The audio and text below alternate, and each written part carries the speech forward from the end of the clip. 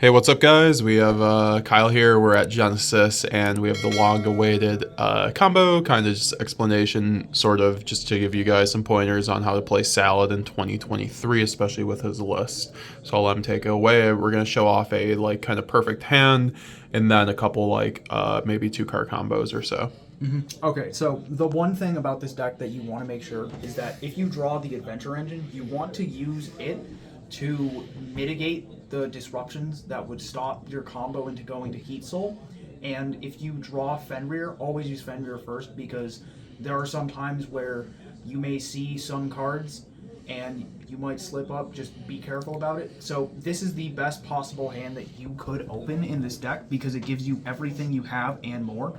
So start out by summoning Fenrir into either this zone or this zone. It's relevant for Heat Soul because you can summon it into either one where it gives it 500 attack.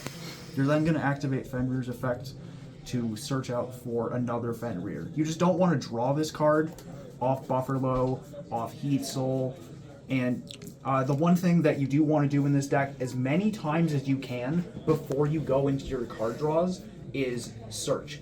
Because anytime that you draw any of the cards you could search off of like the Adventure Engine, it is just awful because you're losing potential value.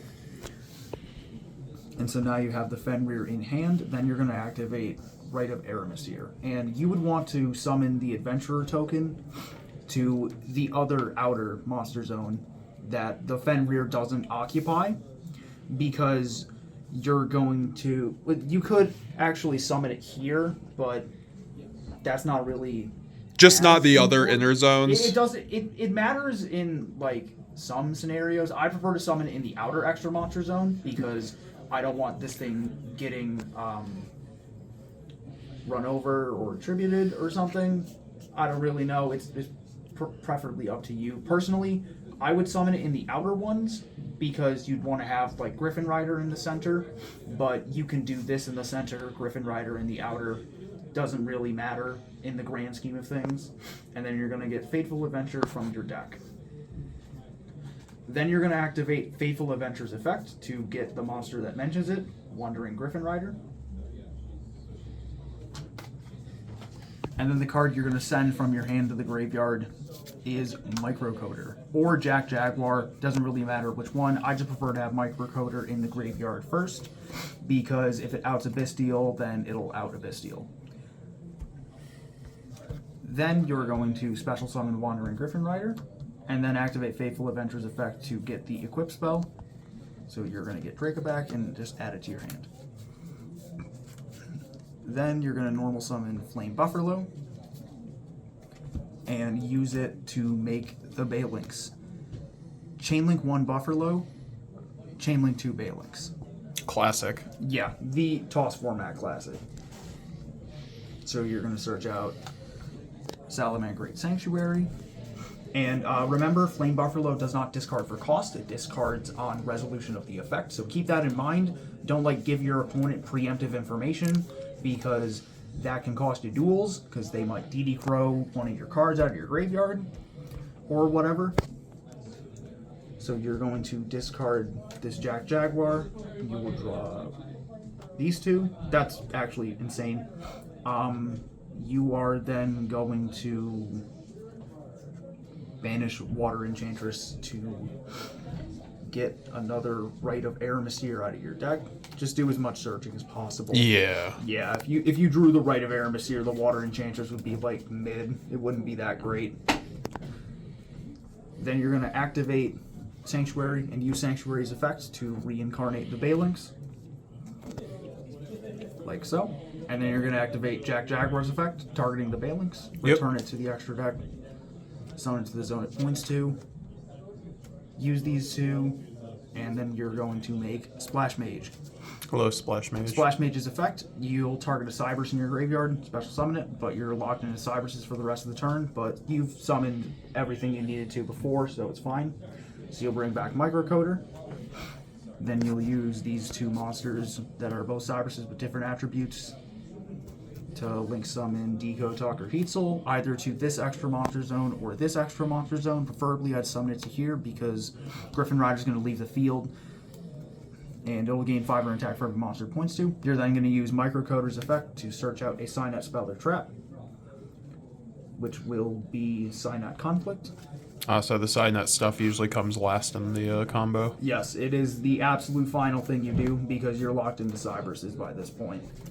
Either it's your only combo or it's the final thing you do because you saw everything like how this hand did, and then you'll pay 1,000 life points with Deco Talker Heat Soul to draw a card. Wow, that's follow-up. Wow, we love having a whole new turn. You're just gonna set the conflict. Yeah, you have insane follow-up next turn because you have Will, Right, Fenrir, Bufferlow. It's nuts. And also, if you aren't just drawing those, you'll be drawing hand traps. Yeah, that's the during thing. your opponent's turn, you can pay 1,000 to draw this. It's kind yeah, of a brick, but hey, if they break your entire field, which doesn't realistically happen, but if it does for godforsaken reason, you can like. You have insane follow up. Yeah, your follow up's insane, and like even if let's say they like break your board, the card you would draw is Signet Mining. That's rancid because you can go right, summon the token, mining, pitch Draca back, search out whatever cybers you need, Draca back effect equipped to the token. So basically, you're just drawing just your way to crack back extremely easily while playing through your opponent's field on their turn, Yes. or just drawing hand traps. Yes, you're either drawing hand traps or cards that will allow you to have insane follow-up. That, like, one of the reasons why this deck is so resilient and it can take a lot of games off a lot of people is because they don't expect the follow-up to be as good as it is, but cards like Kashtira, Fenrir really help. The microcoder package giving you Signet Conflict is actually insane. The Adventure Engine is like super resilient, and it just helps you break boards, make boards, get constant card advantage, and maintain a good amount of cards in your hand at the same time. So that was the best possible hand. Now let's just go with a regular hand because I want to show what happens during some duels, because that Utopia hand ain't going to happen all the time, but if it does, play it just like that. You'll probably do well. But the Bufferlow draws out that first one. That Will wasn't that great. Will's just in here for like certain combos. You need to give stuff back, so let's do this. Oh, hello. This. That's significantly better.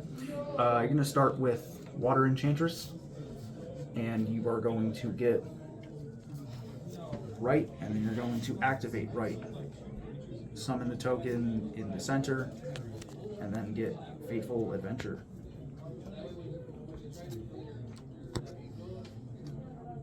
Then you're going to use Fateful Adventure's effect. Yes, sir. You are going to get Wandering Griffin Rider, and then you are going to send Microcoder to the graveyard. You're then going to special summon Griffin Rider,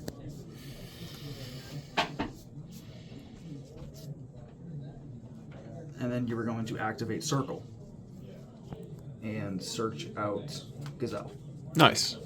We love Gazelle. Gazelle to 3. Free my homie. Yeah, thank God. I hope it comes back. Well, I know it's going to come back in the next playlist. The reason why I'm not doing the Faithful Adventure thing, I'll show you in a little while. And by that I mean in a few minutes. You're going to summon Spinny. Then you're going to use Spinny to make Balinx. Going to go Balinx 1, Gazelle 2. Try and chain block as much as possible, because then you can go Gazelle 1, Fateful 2. So I see. your Gazelle search can't be ashed because this Fateful Adventure to get the Equip spell is going to resolve first. Smart man. And then with Gazelle, you are going to send Falco. Then you're going to activate Falco's effect in the graveyard to return Gazelle to your hand, to summon Falco to your field. You're then going to activate Spinny's effect, summon it, use these two, make Splash Mage, and then Splash Mage back the Microcoder. Then you're going to use Microcoder and Splash Mage to make Deco Talker Heat Soul. Then you use Microcoder's effect to search a Signet spell or trap. So you're going to search Oh, that's Signet broken. Mining. Then you're going to activate Signet Mining, pitch Dracoback. You're going to search out Flame Buffalo, and then Dracoback's going to equip to the token.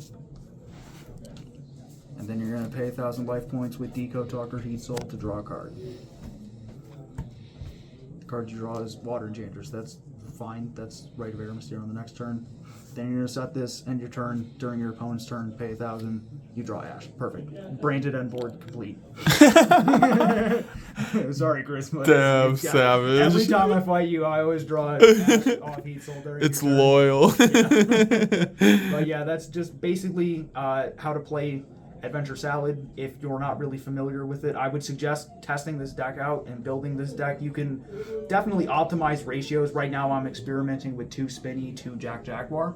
I know most competitive lists play Jack Jaguar at 3 because it's the 1 card Heat Soul, but I still like Spinny. I think he's cool, and yeah, that's basically it. If you have any recommendations for other combo profiles you want to see for any other decks, let us know down in the comments. Thank you for watching. Like, comment, and subscribe, and have a great day. Sounds good. Thank you.